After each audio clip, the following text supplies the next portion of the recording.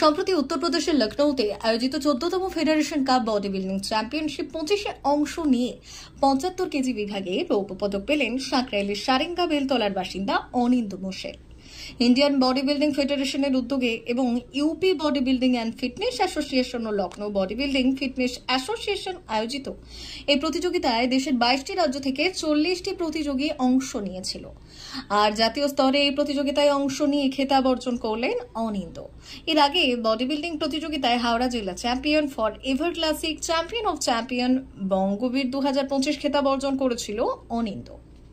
এর সঙ্গে 2017 সালে লুধিয়ানায় জাতীয় বডি বিল্ডিং চ্যাম্পিয়নশিপে 5ম স্থান এবং 2022 সালে লুধিয়ানায় আয়োজিত জাতীয় বডি বিল্ডিং চ্যাম্পিয়নশিপে প্রথম 10-এ জায়গা করে নিয়েছিল অনিন্দ্য মোশেল।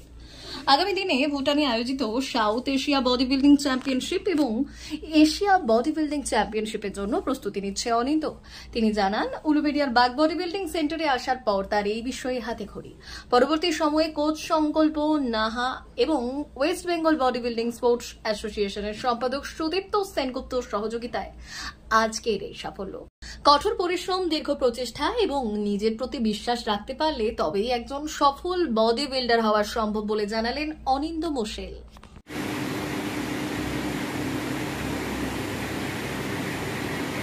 14 फेडरेशंस का ন্যাশনাল লেভেলের চ্যাম্পিয়নশিপ বডি বিল্ডিং কম্পিটিশন ছিল, যেটা লখনৌতে। তো আমি 75 body weight category West Bengal থেকে সিলেক্টেড হয়ে কম্পিটিশনে পার্টিসিপেট করি। তো এই ন্যাশনাল চ্যাম্পিয়নশিপে 22টা স্টেট থেকে মোট 40 জন মতো পার্টিসিপেট এসেছিল, যারা 75 ক্যাটাগরিতে আমার সঙ্গে বডি বিল্ডিং কম্পিটিশনে পার্টিসিপেট করে। তো এই কম্পিটিশনে আমি silver medal second place achieve করি ন্যাশনাল লেভেল কম্পিটিশনে। আমি দীর্ঘ 15 বছর ধরে প্র্যাকটিস করছি। তো আমার স্টার্টিং ক্যারিয়ার যেটা হয়, আমি আফটার গ্র্যাজুয়েশন আমি মিন্টুদার সঙ্গে পরিচয় হয়, যেটা আমি বাগ বডি বিল্ডিং থেকে বডি বিল্ডিংয়ে আসার জন্য অনুপ্রাণিত হই। আর মিন্টুদার হাত ধরেই আমি বডি বিল্ডিং কম্পিটিশন স্টার্ট করি। আমার আগামী দিনে সাউথ এশিয়া আছে কম্পিটিশন আছে, যেটা আমাদের ভুটানে হচ্ছে। আর তারপরে এশিয়ার জন্য আমি সিলেকশনের জন্য আমি প্রচেষ্টা করছি।